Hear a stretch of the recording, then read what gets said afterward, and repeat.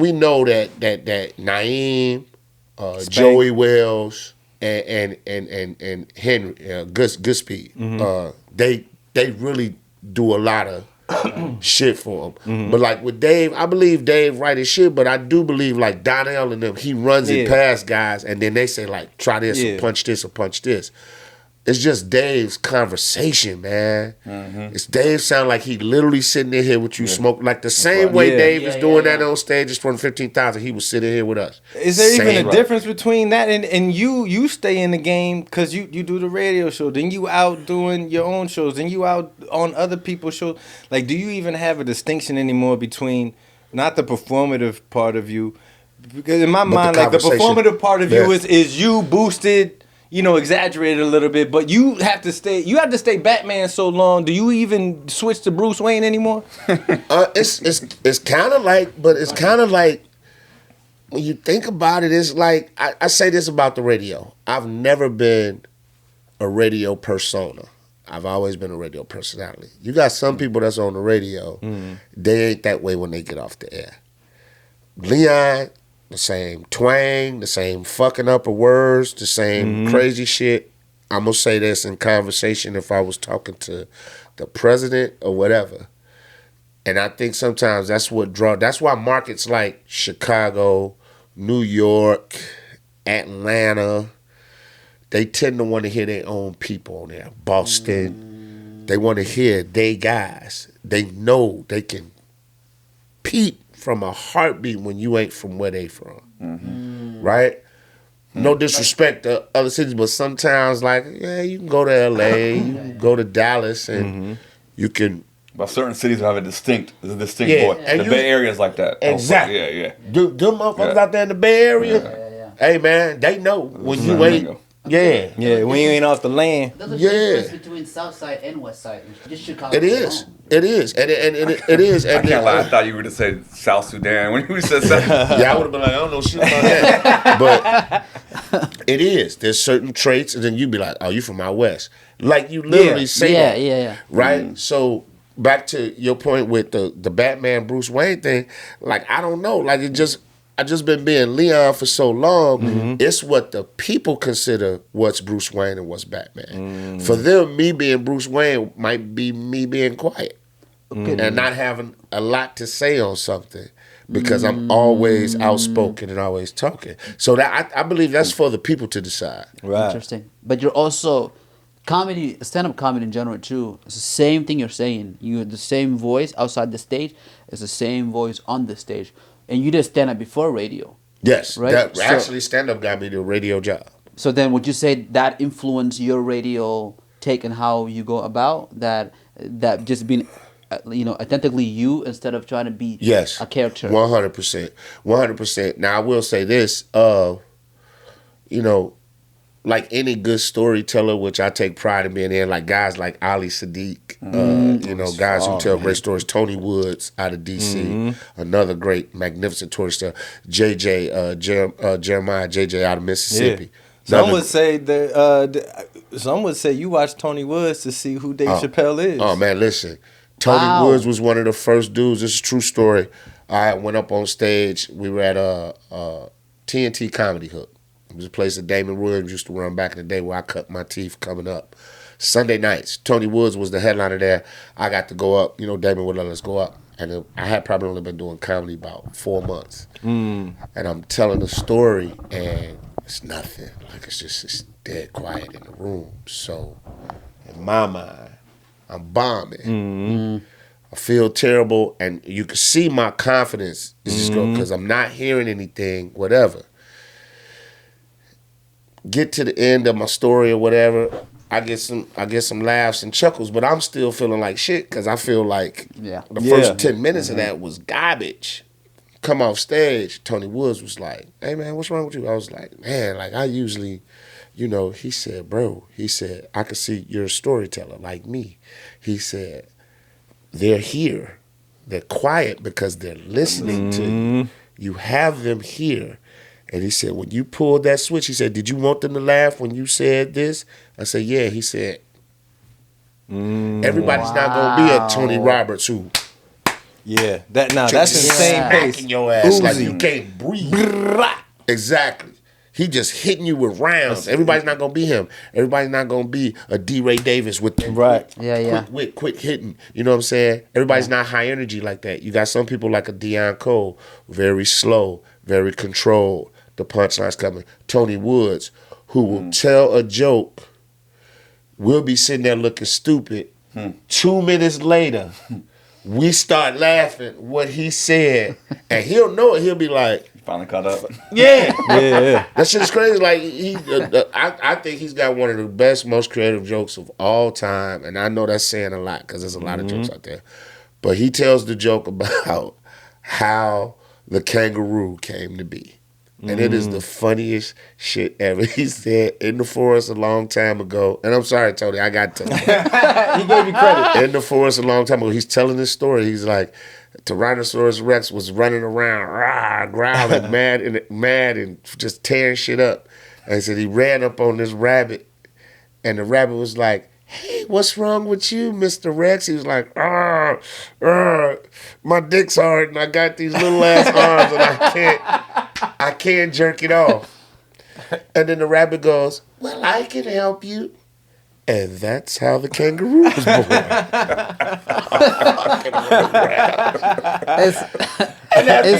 about it. When you look at a kangaroo, it's got this furry, big ass legs. That's what's funny because it brings visuals. You're like, people are enjoying. But when he said it, the crowd is looking like, what the fuck are you talking about?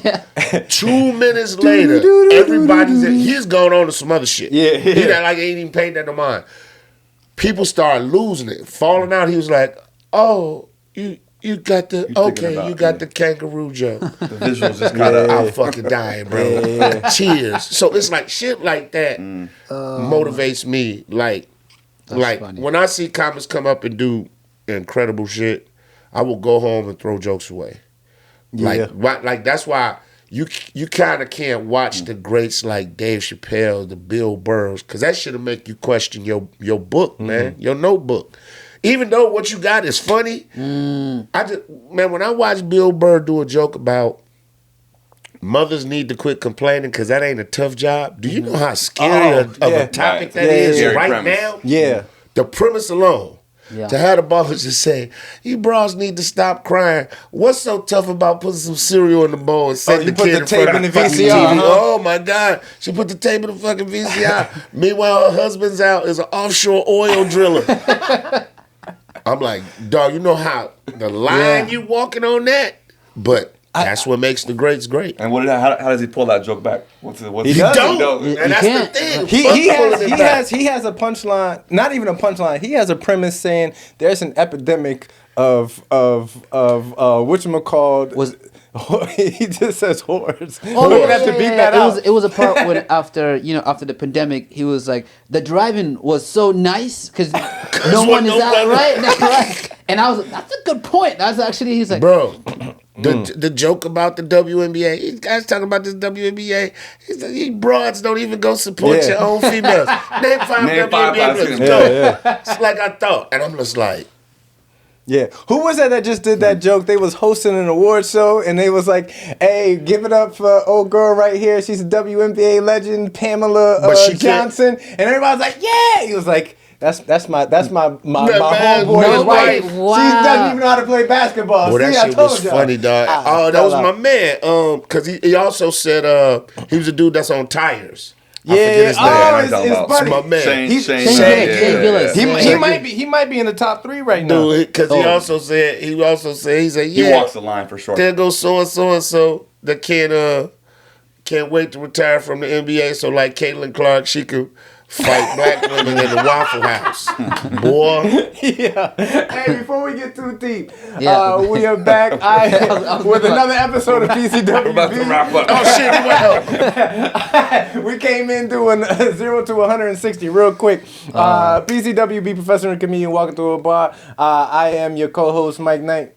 Hey, what's going on? And I'm your co-host, Samir Abdul, and Not to be mistaken for Sepehr Vakil, your other co-host here. Yeah, and you already know who it is. When you think of Chicago comedy, the Mount Rushmore, when you think about top people to ever come out of here, you think about the D.R.Co's, you think about the D. Ray Davises, you think about Bernie Macs. This man is on that mountain. This is the heart of Chicago comedy, man. If he don't know you, give it up. No. We got Don't put that on me, man. Rogers, the Destined Legend. Yeah, these newcomers wanting to kill me, man. No, it is a big deal because I know comics in the game right now that just you giving them the conversation, and I see you out and about in many aspects, in many different spots, in many different avenues, many different areas, and it's nothing for me to see you just walk up to somebody that nobody's talking to. They in the back of the room, they might be in their first month, first year, first decade, and you'll just go grab a little corner and start chopping it up with them. And I've been privileged enough to be able to talk to you a couple of times, and I know that more than likely you're giving them bars. Yeah, my thing is it was done to me. Like, so the class that I came in behind, brothers like George Wilborn, Damon Williams, Kenny Howe, you know, they cuffed us. You know, they saw talent, they cuffed us, they spoke to us. I absorbed. I always tell comics it's better to be a sponge and just sit and absorb than at a certain period in your career try to add to the conversation. Not saying that you don't have anything to add, but it's just like... George Wilborn, funny story. Me and George are talking. And really, we were just catching up. Like, it wasn't even had shit to do about comedy. We was just catching up. And this comedian, I won't say his name, probably have been doing comedy about 4 years, just walks up and injects himself in our conversation. I didn't mind, because I like conversation. George from the old school, though. You see two OGs talking, you play the sidelines till they invite you into the conversation. So George stops it like if I'm George, you're me, right? Right. George stops looking at me and turns to the camera. He goes, I'm gonna be that guy. No. Samir was the guy. You're close enough. That's how close he was with George. He goes, what's your name? The dude was like, blah, blah, blah. He said, how long you been doing comedy? He's like, about 4 years. He said, right here is about 30 to 35 years of comedy. You bring nothing to this conversation. And then he turned back and started talking to me like dude wasn't there. I felt bad because I knew the guy didn't mean any harm. But at the same time, you learned something. He didn't. That was first of all, that's just common respect. If I see y'all two talking, I don't just jump in. If it was the mafia, you could get whacked for that. You're fucked up for that. And I don't care if I see two young comedians come, I don't interrupt that conversation. I wait till they invite me in to one of them look at me and say, hey OG, what's up? Oh man, I heard y'all was talking about, you know what I'm saying? That's just, for me, that's just etiquette. That's just common sense. But being raised like that in the game, I think a lot of comics nowadays don't have the etiquette thing down. Even green room etiquette. If he's got a show going on, he's the headliner, that's his green room. Get the fuck out of there. Let him have his space. Unless he says, hey guys, y'all all come in and hang out with me until I go up on stage. For me, it's... come in, hey, man, have a good show, bro. And then I'm out. People are particular unless he says, no, Leon, chill out, man. Hang, let's vibe, you know. Let's bounce some shit off each other before I go out there. But that's just how I see it. But there's a sense of entitlement in the game today where we feel like, because I'm your man, I can sit here and order shit. Because, you know, the green room is free. And I remember, like, D-Ray was headlining in Schaumburg, and it was just a whole bunch of comics back there. And I told my wife, I was like, hey, we finna go out to our seats. I ain't finna be a part of this. And at the end of the night, no shit. Damn, who the fuck ordered? Like, it was just food coming back there, and then the comics weren't back there to get it, so it was just plates of food everywhere. And so, you know, Schaumburg only give you so much for free. Then they like, hey, you gotta pay for this shit. We wasting food. And like D-Ray went off, which he had every right to. That's his green room.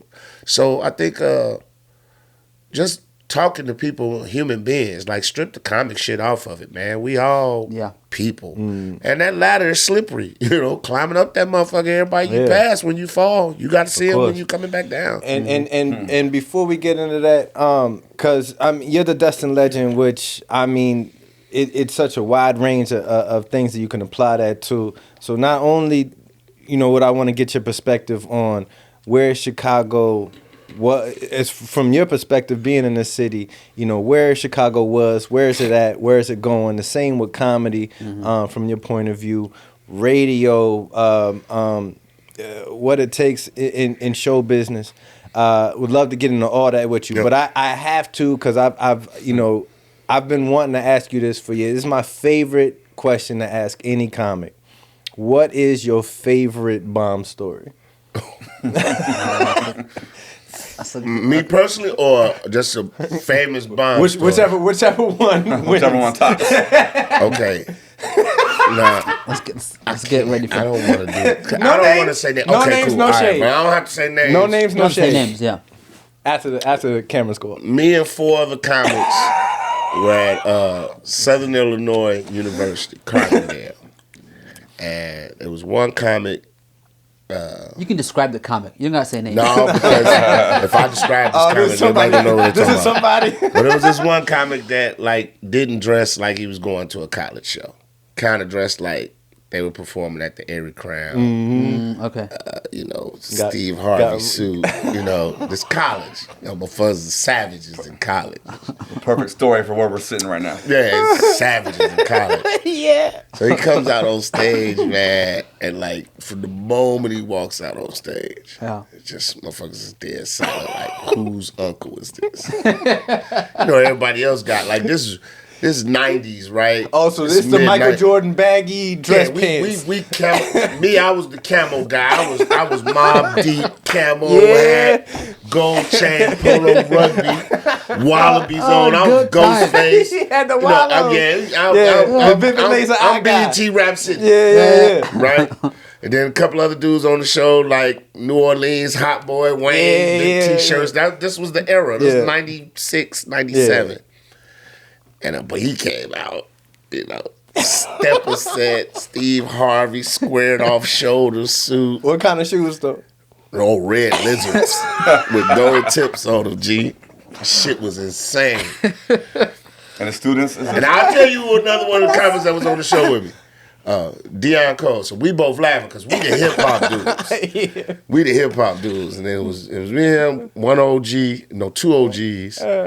And another. And even one of the OGs that normally wears suits, he kind of like toned it down on some college shit. Some fresh white Vans, little jeans, little sweater. I think I know what you're talking about. So the guy gets out there and he's doing this joke. And he has this joke where he holds this note on a song until people clap. So he's holding the note on the song and nobody's clapping. Oh my God. So he's doing this. He's like... He's holding the note and then looking, holding the note, then looking, then not clapping. Then all of a sudden he just goes, damn.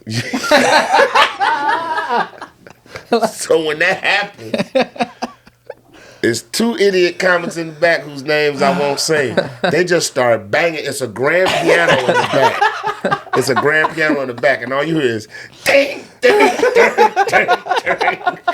Oh. So now... the crowd going ape shit because they hear the ding, ding shit breaking in the back. But that's these comics banging on the piano. And they think they far enough in the back where you can't hear it, but that shit is like right behind the stage. And then so the comic, I guess, he got frustrated. He's like, man, fuck y'all. Grow up. That's the funny part. But mind you, it's like freshman. I don't even think it was like juniors and seniors in this motherfucker. It was like a freshman, sophomore orientation type thing. Then they're teenagers. And he's like, grow the fuck up. That's the best part when you see the comedian flip, right? Bro. Like you're bombing. Lost so I'm you're no losing longer it. interested in. Yeah. Yeah. At one point, y'all. you recognize it yourself, and you're like, "Yo, fuck you guys," and then like, Grow all right, up, let's see though, how. was crazy. Grow up. Grow up is wild. I'm 18, bro. Hey, babysitter comebacks is crazy. Oh, That's where the term "unk" was born. It's either that one. oh my Yeah, It's either that one or a comic. me. A comic, rest in peace, he's not with us anymore.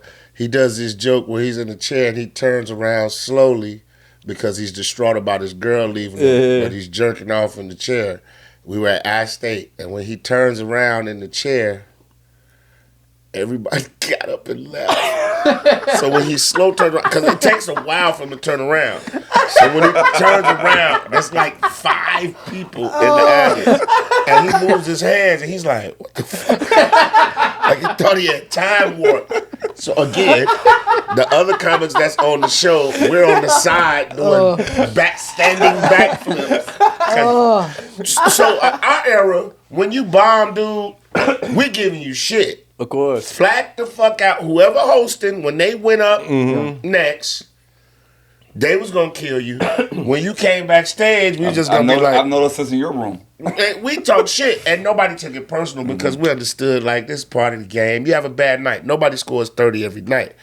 But Magnificent Corey Holcomb, I can tell this one because this happened to me. Corey Holcomb used to have this spot. Well, was it B Cole? No, it was B Cole. Used to have this spot way out in Harvey, Club Oasis or something like that. And they had an open mic. Now, mind you, I'm fresh off of BET Comic View or Showtime or the Apollo. It was one of the two. But I was doing my Michael Jordan joke. Four weeks. times in a 4 row? times, weeks, yeah. right? Apollo TKO. Incredible. Yeah. And I lost to my man Big Kenny. Rest in peace, Big Kenny, too. Good brother. Wow. But I'm doing the Michael Jordan joke. So I go do it. I'm fresh off this. So I'm like, what? I'm kind of smelling myself a little bit, right? Yeah. Do the Jordan joke in B-Co room. I bomb. Horrible. Man, you can hear ice melt. Fucking B-Co was like, come back next week. I was like, all right. I come back the next week. Do the joke. I gotta do everything like I did it on Comic View. Bomb again. Them people in Harvey wasn't trying to hear that shit. So Corey Holcomb was like, all right, man, this is my man. He funny. He'll be back next week. I come back the 3rd week, dog. My mama. Do the joke.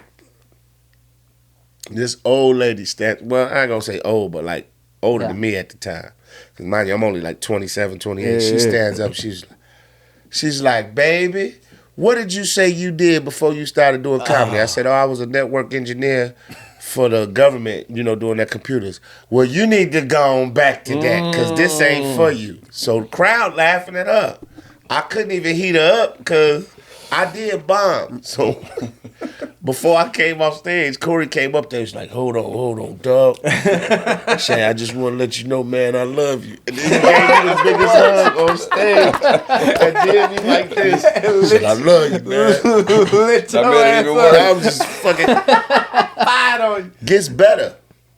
I'm like, you know what? Fuck this. I'm going to beat this room. I'm going back next week and I'm going to beat it. Because that was just me. Go back the next week. Why is it a foreclosure sign on the club door? Shut down. No more. It turned into Skybox, the strip club. 2 weeks after, so that's a permanent scar on my record. It's like getting cut in the face. You can never go. Never get back. That's like Jake Paul's jaw. Yeah, when I went in the Skybox, I said, this is where the Comedy Store was at, but it was like all the private booths. I wanted to get a lap dance. Like, bitch, somebody gonna laugh at this on my shit. Oh my God. Shut the room down. The place went into foreclosure and it became Skybox. Oh my God. And next week I went to go back.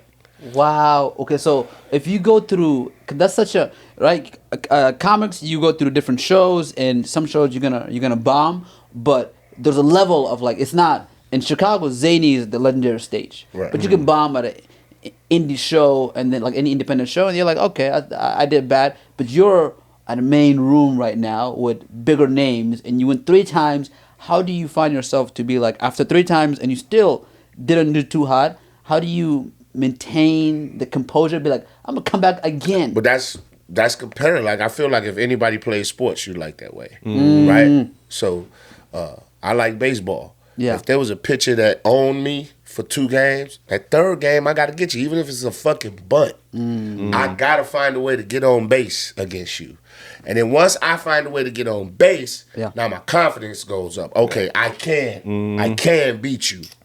I just have to lock in. So comedy it's the ultimate. I tell everybody, you have to be a little nuts to be a comedian. Yeah. Think about it. I'm coming on stage to talk to a bunch of motherfuckers I don't know and try to make them laugh. There's nothing. There's no music helping me. There's no band. I'm not reading a poem. I'm not reading nothing serious. I'm literally talking shit. That takes a special type of individual. Because you're burying yourself. You're putting yourself out there. Yeah. And if you stink, I mean, think about the court justice back in the day. Them motherfuckers would get beheaded if they wasn't funny. Throw him in the pit of fire! All this motherfucker had was juggling, though. Like, he really had shit else. Juggling, playing. Feed him to the dragon! And they laughing at that shit. He playing the Peter Pan. There once was a tale of and the king just sitting there eating a fucking piece of lamb. All his bitches everywhere. Like you think about it, because I wrote a joke about far as women in pregnancy. Like when women be like, "Oh, pregnancy is tough." I'm like, "Hey, man, you think pregnancy is tough? Meanwhile, your great grandmama, who was a sharecropper, had 12 kids in a fucking metal tub." No epidural, none of that shit. Legs open, here it come. And probably delivered that motherfucker by herself. Man, and like 12 kids. And then got up the next day because the crops needed tending. Yeah. But you want 30 days off. Perspective. And you laid in the finest hospital. Your baby was born in Northwestern. The motherfucker literally went in your wife and walked the baby out. Come on. I got him. Yeah. You didn't feel shit. You woke up, body all tea, everything. I said, imagine women in medieval times knowing they're pregnant by the king. And how much stress is that? The king was like, the king needs a son.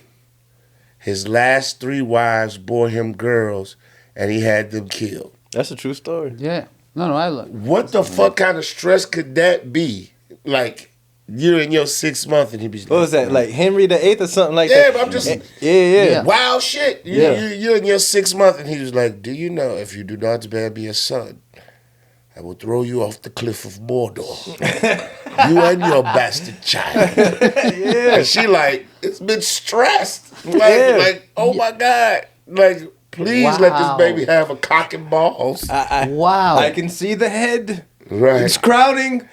Feed her to the wolves. Wow. Throw her to the griffin. Like, you get ate by some horrible ass animal. Everybody, the Cerberus awaits. Bitch, what's the Cerberus? Dispatch with Merlin. Merlin is sitting here like, it is my king's command that you be fed to the orcs. Merlin, make that Indian outie. But it's a boy. This is no human boy. This is the boy of an orc. This is the boy of So we're some pussy. This is PCWB, Professor and Comedian, Welcome to a Bar. We have this conversation amongst ourselves quite often. So Professor Sepehr Vakil, right? So he's in a performative aspect in his day job, similar to to many other people in the performative aspect, except he's dealing with kids on the campus here at Northwestern, right? And there's going to be certain topics where, in a private conversation with us, he might be able to let loose and say, "Hey, this is how I feel. This is what I really think about race, religion, politics, or whatever." Yeah.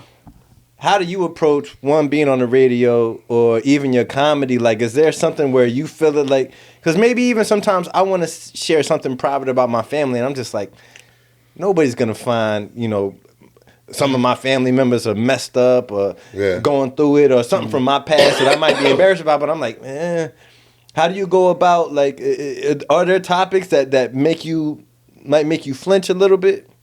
It's tough, man, because I feel we live in a time that you can't be truthful. You can't be totally 100% honest with people because people are so sensitive, right? This may sound crazy, but shit, I'm for bullying to some extent. Yeah, I was bullied when I was little. I was a little kid. I was a buck 35, buck 40 till I damn near hit my sophomore year of high school. Little, but motherfuckers fucking with me gave me the means to articulate back. So what you try to bully me, boy, I'll find something on you and it will scanning like the Predator. And people left me alone. And I also got respect. Hey, man, leave Leon alone, man, because he gon', you know. And I think now, you know, one of the places I hate performing at colleges. I hate doing college shows now because all these little fucks know everything. So it's like, you're 19 years old. Well, studies have shown that female hamsters that tend to live by themselves... Man, the fuck out of here. Like, you still live with your mom. Your biggest bill is an AT&T phone bill and you don't pay that. Like, shut the fuck up talking to me. Like, right? But I'm all for input. It's like, even with my kids at home. I got 3 wonderful daughters. But like, and I'm all for them talking and sharing. Oldest is 26. The youngest is 13. Middle is 21. Right? Yeah, I mean, it's only get coochie every 5 years. But my thing is, sometimes, and this is gonna sound crazy. Yeah, this is where these things get you into trouble. Sometimes I don't want to hear the fuck you got to say. I don't. That's true, though. Yeah. On certain shit. Yeah. Because you have no idea.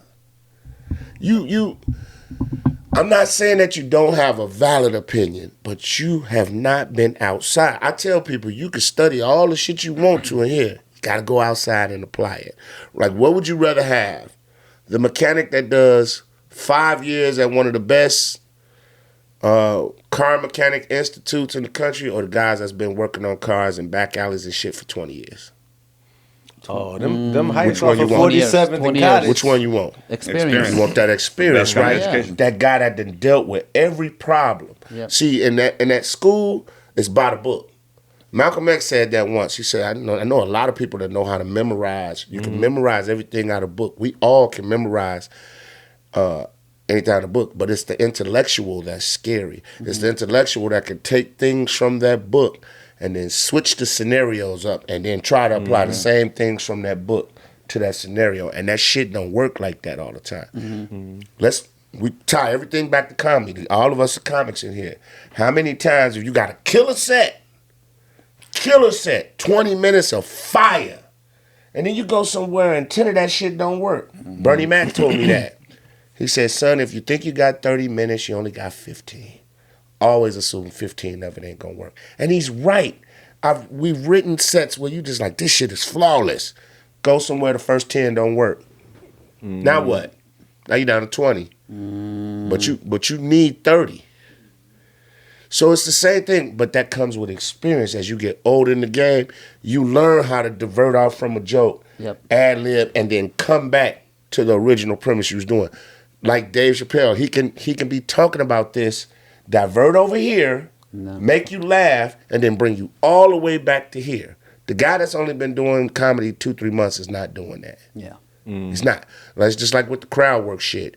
Everybody want to crowd work, but that's a special skill set. Yeah. Everybody can't do that shit, and it's a good 50-50 chance you can fall on your face because crowd work can go left. So that's why guys like Matt Rife, Mojo Brooks, they've got a skill set for that. Right? But they've been sharpening that sword for a minute. Yeah, that's not like 20 and years. And they make it look easy, so then the next person that's 3 years in goes I could do this. Come on, and you can't do that shit. So back to the original point, like, I do love that the youth now are way more advanced and the youth now are able to have tough conversations. But what I don't like is the sensitivity behind it. You can't tell me you want to have a tough conversation and not be ready to hear some crazy shit. Like, for example, I was watching Last Chance U. That's one of my favorite shows. I go back and rewatch it. And the coach, JB, who's like a wild motherfucker, he talking crazy when the players... From what university? It's a junior college, the Mississippi Junior College. But JB, he has a podcast now. But he's just a coach, reckless as fuck. But he was talking crazy to one of the players. He was like, you fucking mama's boy, get off your mama's tit. So my wife was like, wow, that's pretty fucked up. The boy would probably work for him if he didn't talk like that. I said, no, that's locker room. Yeah. That's what I mean about today's culture. You're offended. You can't be glad here. I'm sitting here, and other guys I know is like, That's how coach talked to us. Yeah. And at the end of the year, it wasn't personal. He was just trying to light a fire underneath you. You can't do that nowadays. Though. You can't lower the standards on you was military. I was prior military. Grew up in a military family, and I heard even now, like with the drill instructors, they have to dial it back from. And by the time I had joined in the late '90s, early 2000s. They was dialed back from Vietnam era. Vietnam era, they could punch you right in your stomach. Mind you, pick you up by your nostrils. I went in '89. Mm-hmm. Right? I had Drill Sergeant Bickett. I will never forget because I remember both mine. He looked like Freddy Krueger without the makeup. Like he looked like the actor that played Freddy Krueger. And he goes and he tells me, the guy that's in my bunk, it was me and this dude named Moore. And he was like, those bunks are piss poor. That's how I used to talk. Those bunks are fucking piss poor. Hat like this shit. Those bunks are fucking piss poor.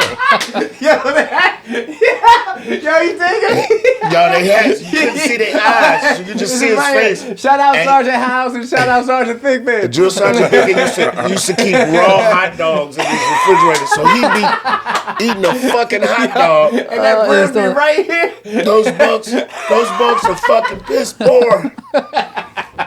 What were you guys doing, huh? Rogers, did you sneak down out of your top bunk to get in there with that big black bull Moore and jerk his cock off?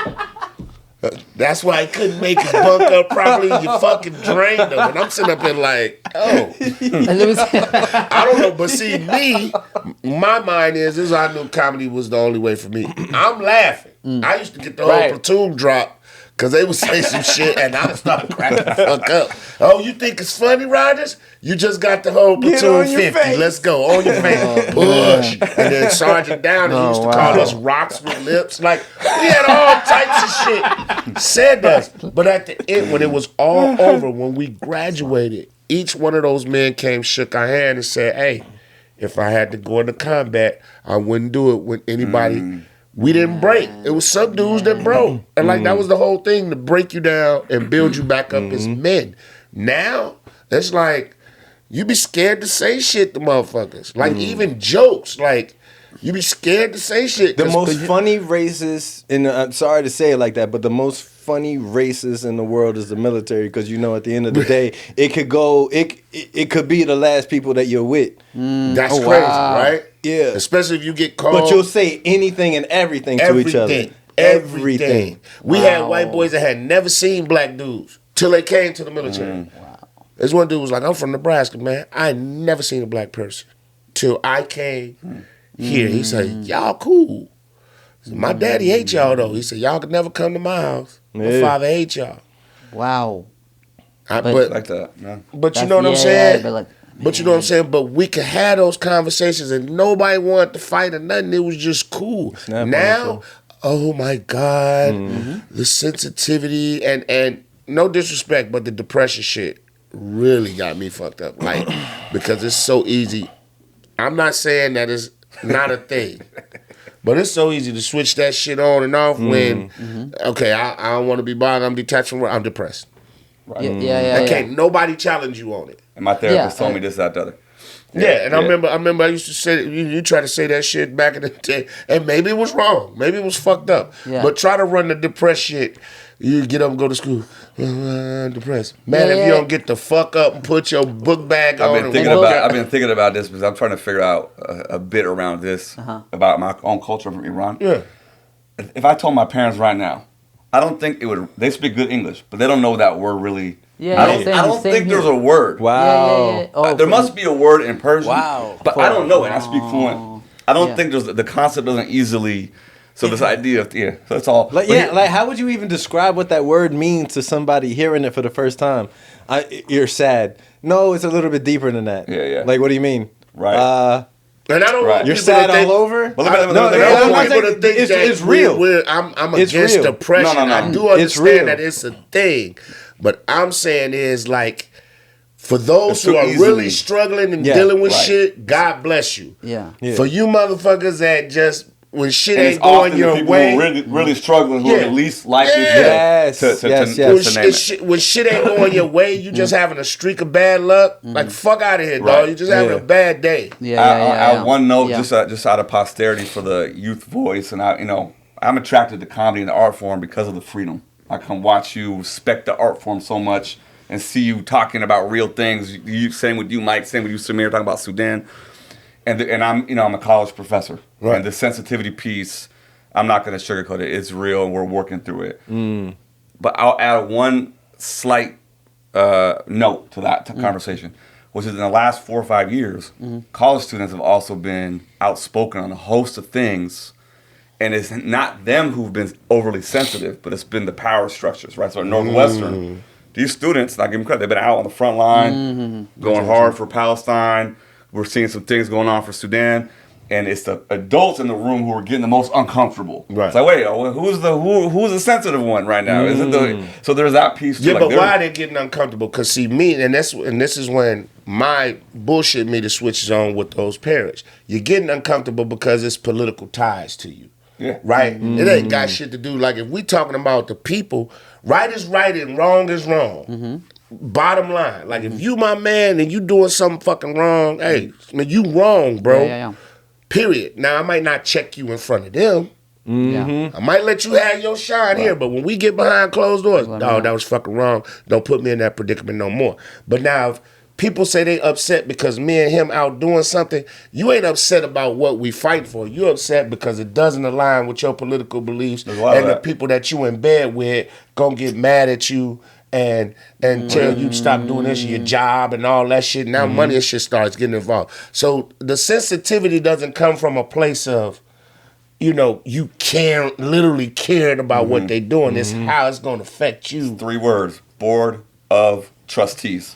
Yeah. Board of Trustees. It is. Wow. So that's did you guys watch The Wire back in the day? That's my shit. Do you remember there was that one episode where they was about to go to war, and Buddy was talking to not Avon Barksdale, and he was like, even if it's a lie, we fight on that lie. On that lie. Like once you take your stand wherever you're at, down that hill, you got to down it. Something I did want to ask you, because I've been in this city for a dozen years now. I've been in this city for a dozen years now. It has my heart. I've lived different places in the world, different states. Love this city. You've been here for legendary moments of all time. Where from your entire time living here, what was this city when you was growing up? Where is it at now? Where do you see it in the future? Like, you lived here for 6 rings. Yeah. You lived here for the 85 Bears. 85 Bears, winning ugly White Sox, Blackhawks, trophies. Cabrini Green, the destruction of the projects when everybody was moving out to Harvey. Chicago's always been a segregated city. Yeah. Which is funny because that also, as bad as that may sound, that's also the allure of this city. When people come here, I could tell them where to go get Ukrainian food, where to go get Ethiopian food, where I could send you. And then that's also like a thing. Like, you go to New York, you got the Afro Latino thing going. You go to Miami, Cuban and all that. But in Chicago, there's literally a melting pot. For us to not be a port city, not like we're not off the water. Right. Yeah. People migrate here, and I tell people there's nothing like Chicago in the summertime. Nothing. I don't give a fuck. And I'm not just saying this because I'm from here. I will put Chicago summers up against anybody else's summers in the country, and y'all ain't messing with us. But Darfur though. That's a whole nother. That's a whole different territory. You go across the water. What was it? The mangoes? The mangoes. Yeah. I learned about the mangoes. That's a different level of city. I'm saying, like Oktoberfest in Germany. That's some different shit. That's some shit men need to experience. Like, Carnival and fucking Rio. That's we're talking about. The 48. The 48. Coldest motherfucker. Ain't nobody fucking with us in the summertime. But it's like, I will say this.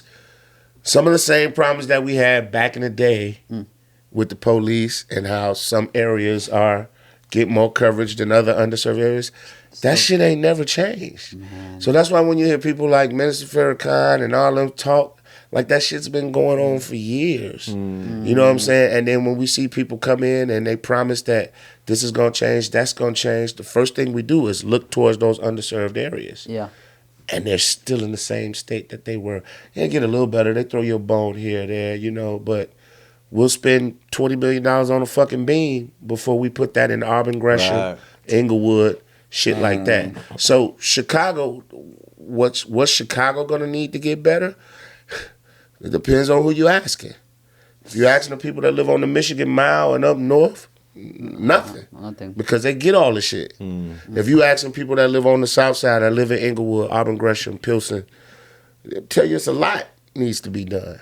It's a lot needs to be done. And it starts with investing back in the communities. But we also have to, when the money's invested in our community, make sure we keep the shit up. You can't ask people to help you and you're not willing to push back. You got to attack the problem from both sides. So I guess one of my question is like, you know, when you hear about Chicago as the most segregated city in the country, but then you also hear about it's also very touristy. So there's people coming all the time to Chicago, and people are moving in Chicago, and Chicago is getting more money through that. But then it gradually expands, right? Like the West Loop is still a newer concept, right? Like as it expands, would you say that is it pushing people more to the south? Is it pushing the native of Southside Chicago? That's tough because you still have areas like Hyde Park and Bronzeville, which are amazing, but that's mostly us, people of color, right? But the West Loop and all that stuff, they're trying to get people. I've always said they're trying to get people to flood in downtown so they can take back over the South Side and all that shit. You know what I'm saying? And then send everybody out to Harvey and all these suburbs, cut the bus lines off from out there, and then make it. Because if you don't have a car and you live out there, you fucked. Yeah. Right? They cut the bus service out there and all that. But I don't think it's necessarily pushing them because West Loop is expensive as shit. Yeah. Like, I like going to Fulton Market, but that ain't nothing I do every day. Yeah. I might do it once or twice a week because, you know, a couple of beers and some wings, $50, $60 I like more if I'm going to go do that. I'm going up north, Logan Square, Wrigleyville. Yeah. For that same $50, I got an Uber home because I'm slack. But is the city moving in the right direction with the current Mayor Brandon Johnson? What's any thoughts on that? I love what Mayor Brandon Johnson is trying to do, but I think he shot himself in the foot when he was running, and them words came out his mouth that he wasn't gonna raise property taxes, and then when he got in there, right away, because let's be honest, man. You can't tax these businesses that's on State Street, Michigan Mile. Yeah. They're like, motherfucker, do you know in this day and era, we don't need no storefronts? Yeah. We do everything online. We will shut this bitch down. Yeah.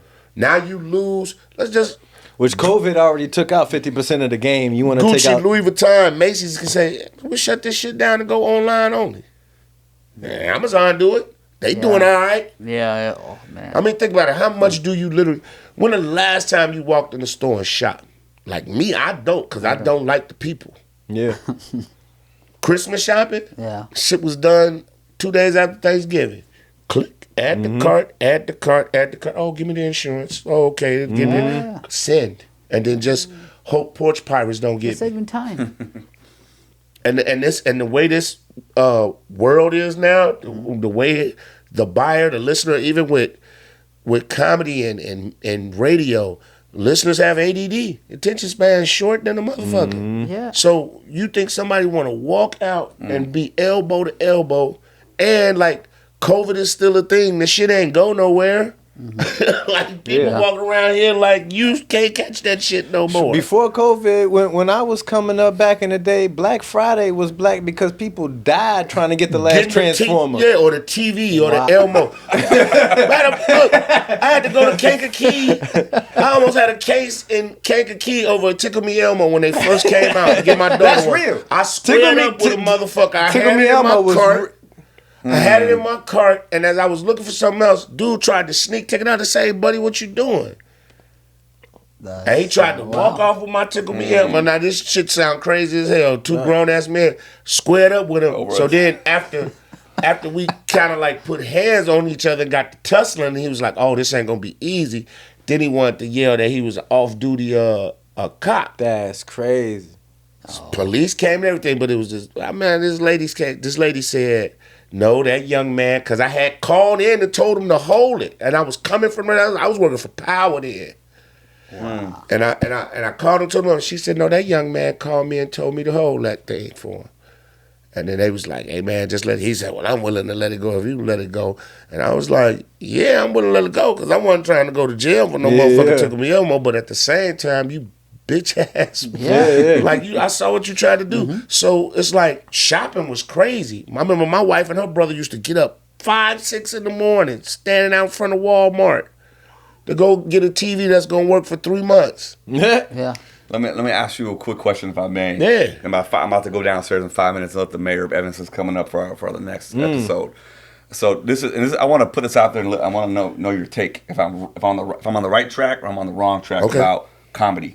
Being new to it, observing it, learning from these two guys so much, and dabbling in it a little bit myself. Going back to our conversation about voice and speaking truth to power.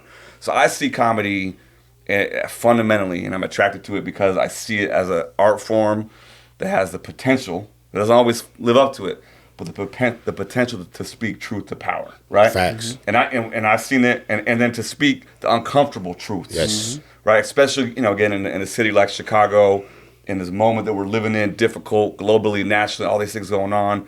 I remember a specific memory coming out to Nash's room, the SL Wine Bar, and I remember a particular bit you had.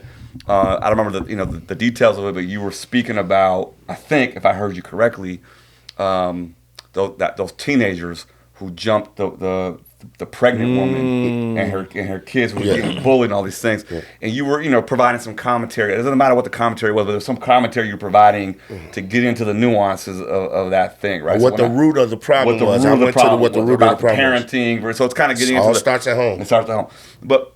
So when I hear you do that, when I hear Samir talk about Sudan, when I hear Mike talk about family and politics and race, I'm seeing challenging conversations that sometimes happen in the universities, oftentimes don't because of the sensitivity. So I see it as a liberating force to come. I'll drive an hour and 20 minutes sometimes for not for me to get on stage, to sit there and listen to the greats, for people to work out in real time complicated ideas. I guess what I want to know, and I'm asking really all three of you, but I want to start with Leon, is that a correct theory that this art form at its best is speaking truth to power? 100%.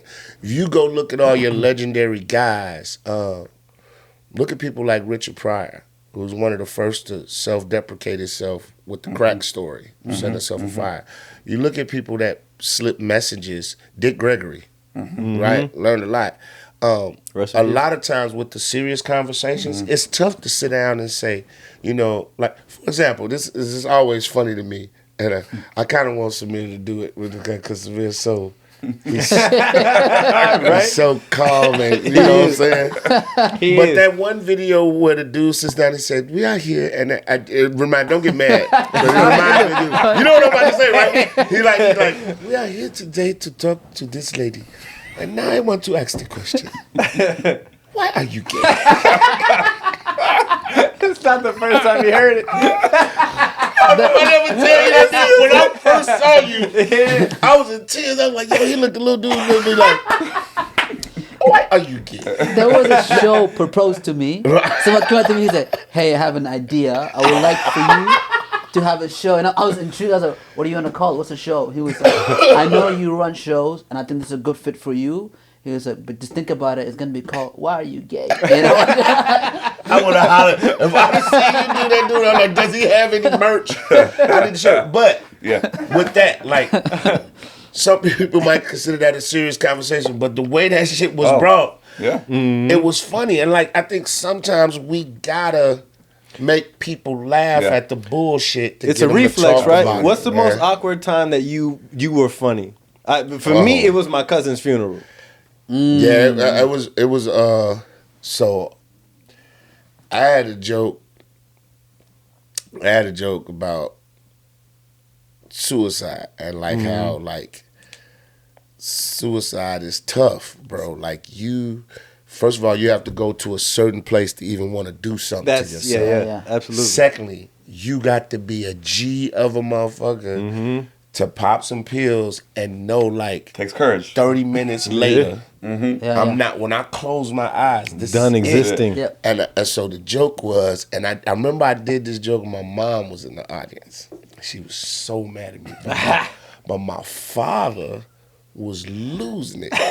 I said, so just imagine, man, you take some pills, and then you sitting there, and you 24 minutes in, it's got 6 minutes left, you feel yourself getting drowsy. Phone ring, you answer it, and it's like, hey, Leon, this is Mr. Johnson, man. Hey, look, man, everything went smooth. You got the promotion, $425,000 a year.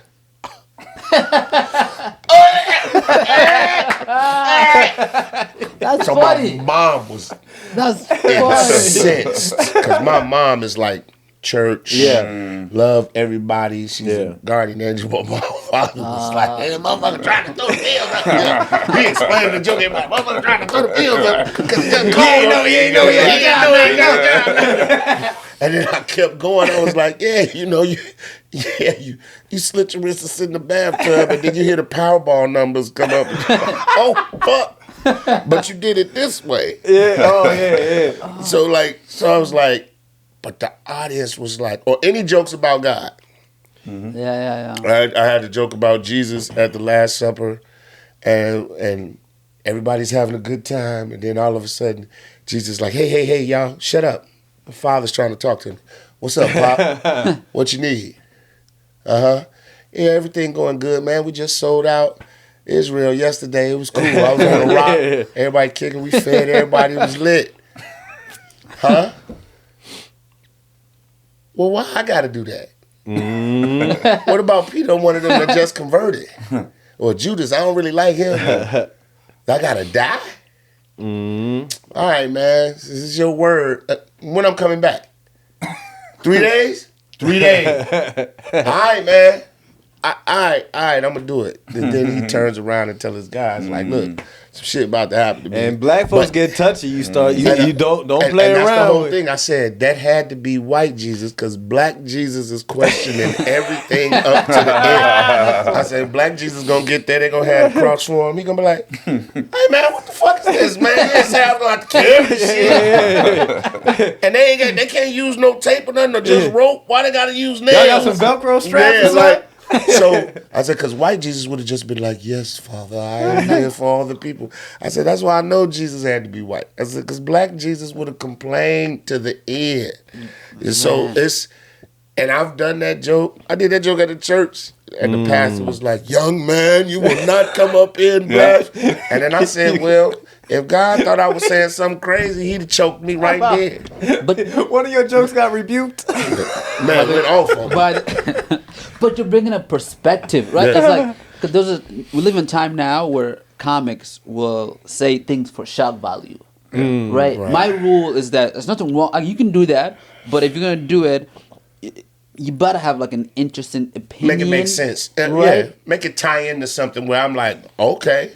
And what you're doing right now, both jokes that you're saying, they all have a different perspective. You're like, that's a good angle to look at it from. You know what I mean? It opens up a conversation. Yeah. And that's it. Like, and I've had people come up to me and be like, man, that's kind of tough. What you talking about suicide? Have you ever had anybody in your family do suicide? I said, yeah, I have. And it was because we didn't talk to him. He didn't communicate. We didn't share. Maybe if we'd have talked to him, whatever. But he even had second thoughts about it in his note that he left.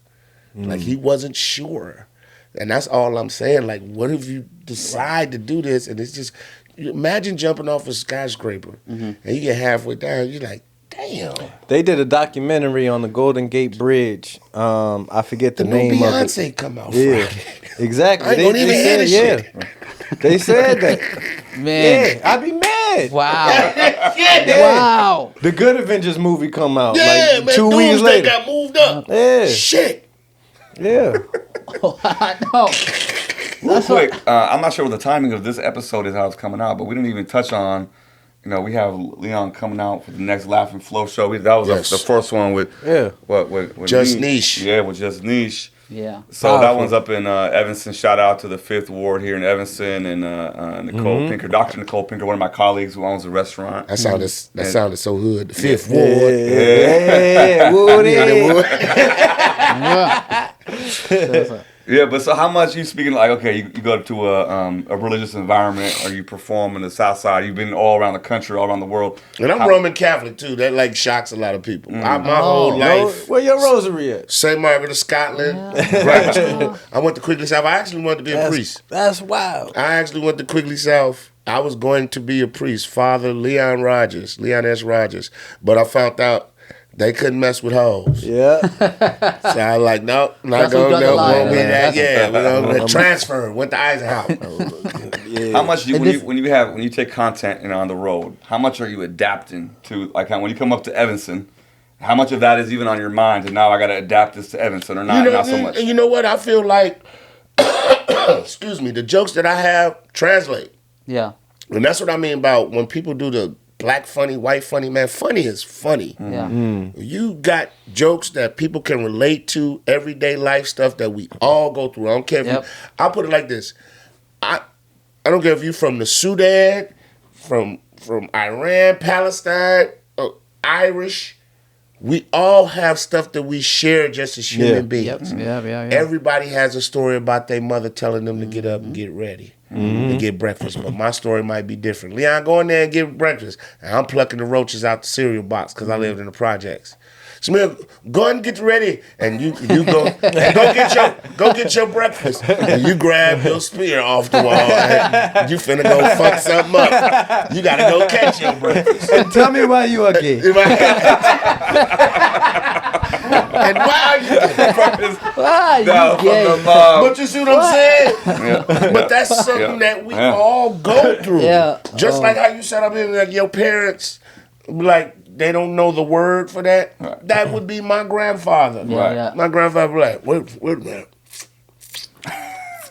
I'm probably eating some shit that only ate in the South, like hog's head cheese or some shit. Pork crackers. Pork crackers and hog head cheese. Look.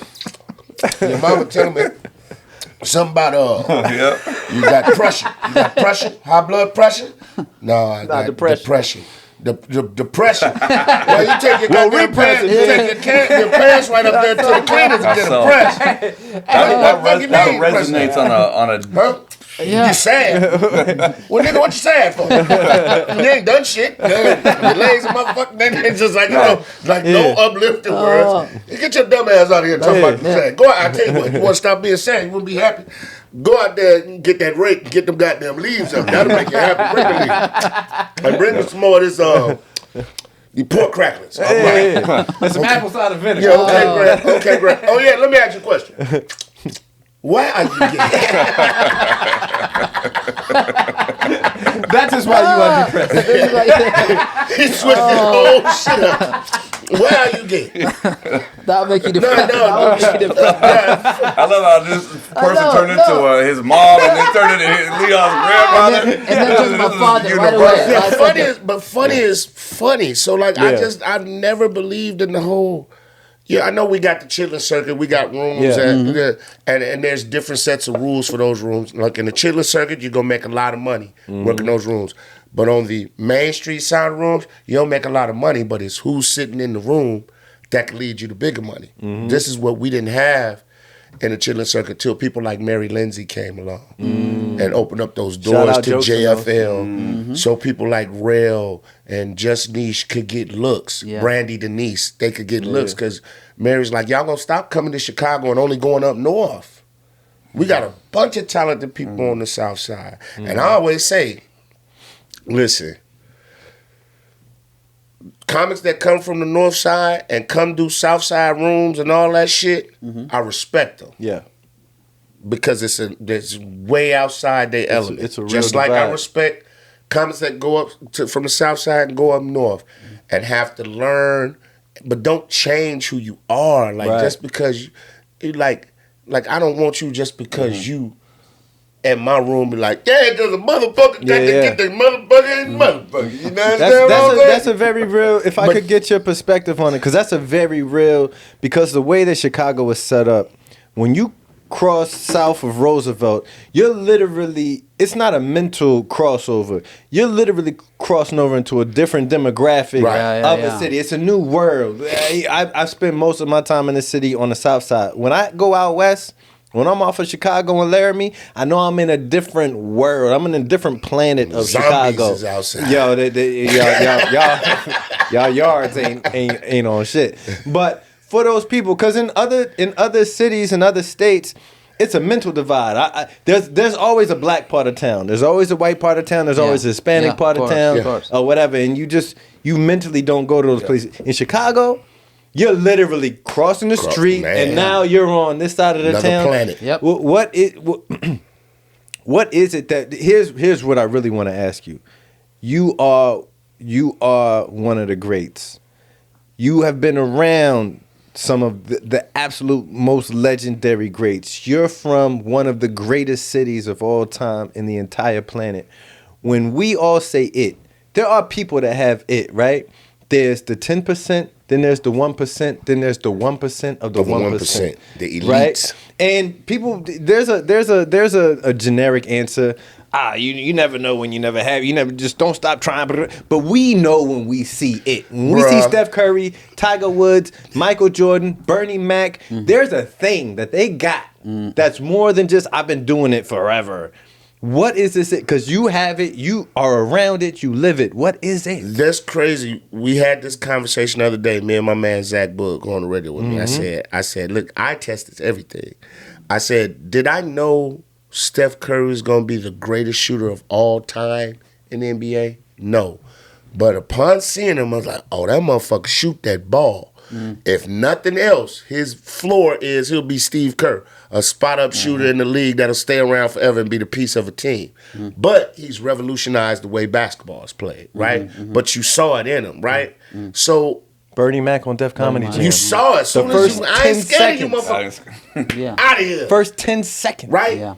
Goes back to it is a feeling. It is a feeling. Now, just because you feel that person got it, they have to also feel it. Like, I could see something in you that you don't see because you're working. And then I could come to you and say, hey, man, you got something. And you may be because we all go through it. Everybody in this room is either went through it or went through it. You get to a ceiling. And you're like, damn, I'm killing all these rooms. I'm booked here, I'm booked there. What I got to do to get in that room? How could I break this glass ceiling? Some comics don't handle it well. They get frustrated. They become bitter. They start thinking unfavorably and unkindly of the new comedians that are coming in. It's not that these new comedians are better than you, but ask yourself the question. I answer, are you working hard enough? What are you not doing that you're not to the next level? It's not about your talent. You may not just be working hard enough.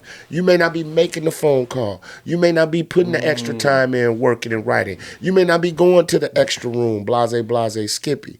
So the it thing, 1996, Miller Genuine Draft Comedy Search.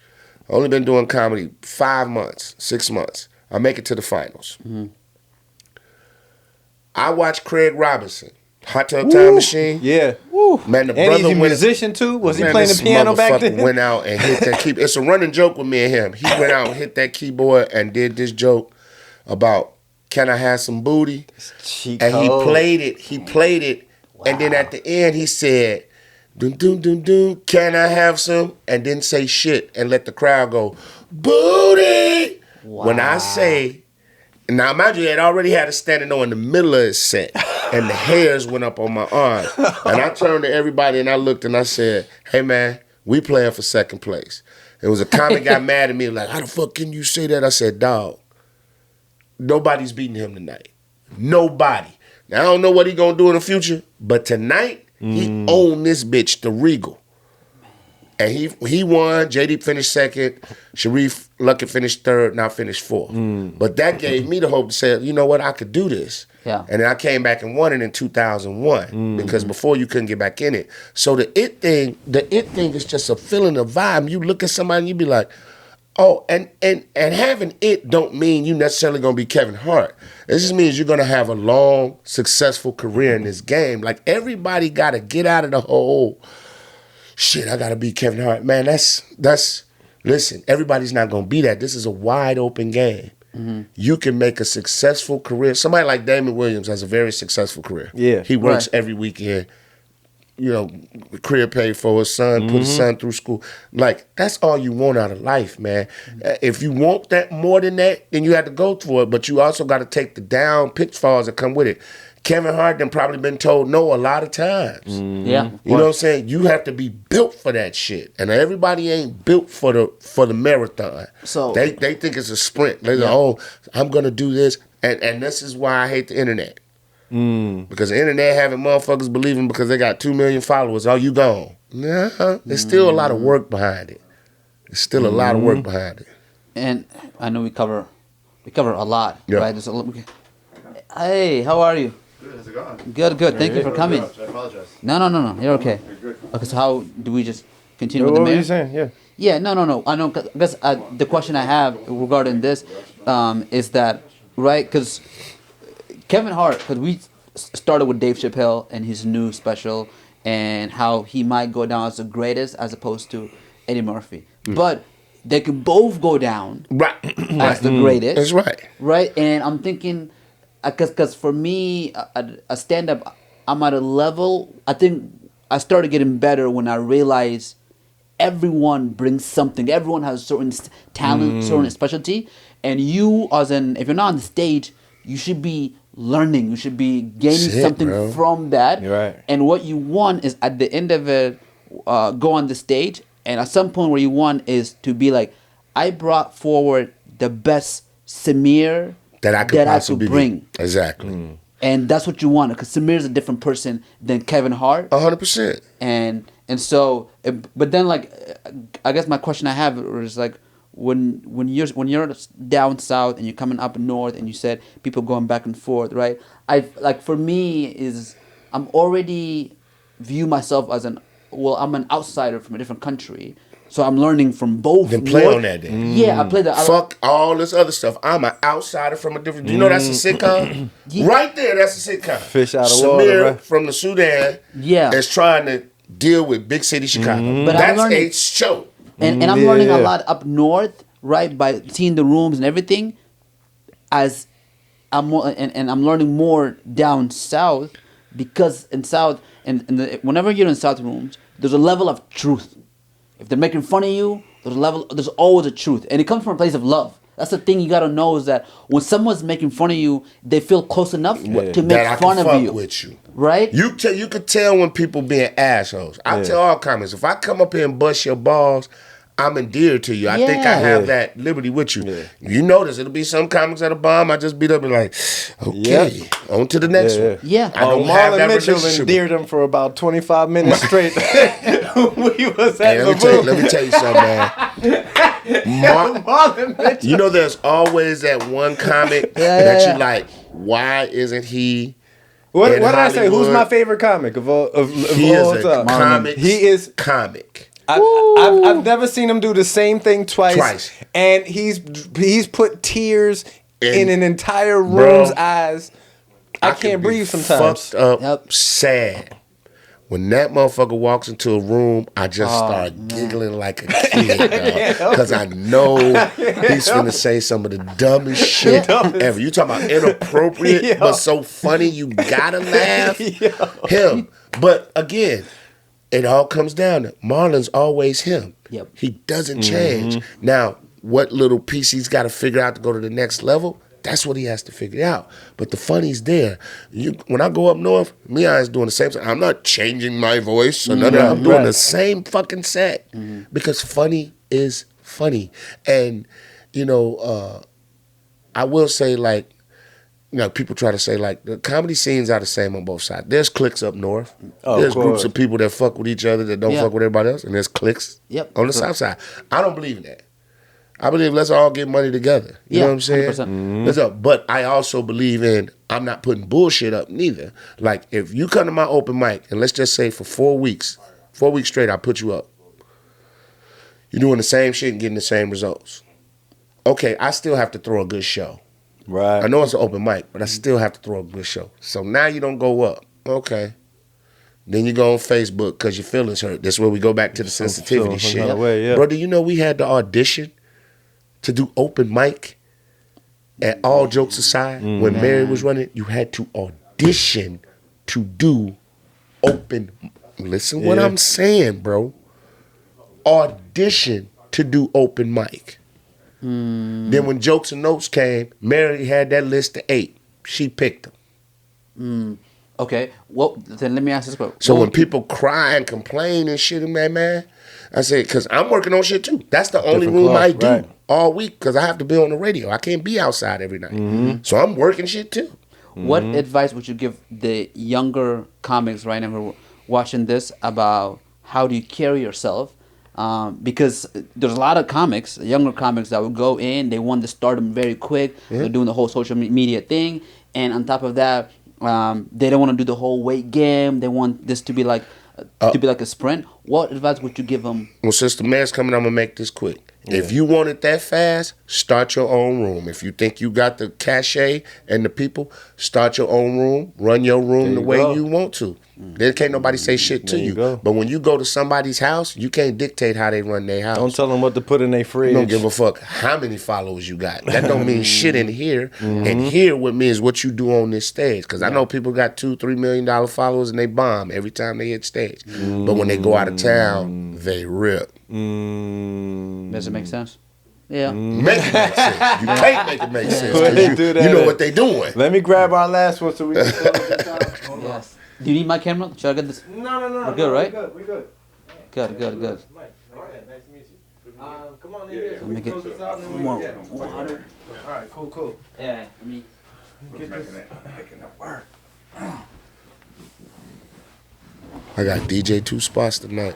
Little yeah? late show refreshments. Uber seat. Oh no. We're gonna thought you close and this. Mary We're gonna officially cross close paths this episode out. I did. And then I don't we're know if gonna- he came to the reparations joint with Robin Sue Simmons. Oh.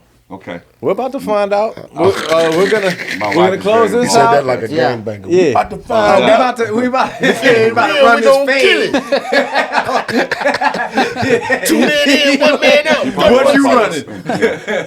Hey, so I cannot express to you what this means to me to have the Destined Legend Leon Rogers come share his time, his knowledge, his funny on PCWB.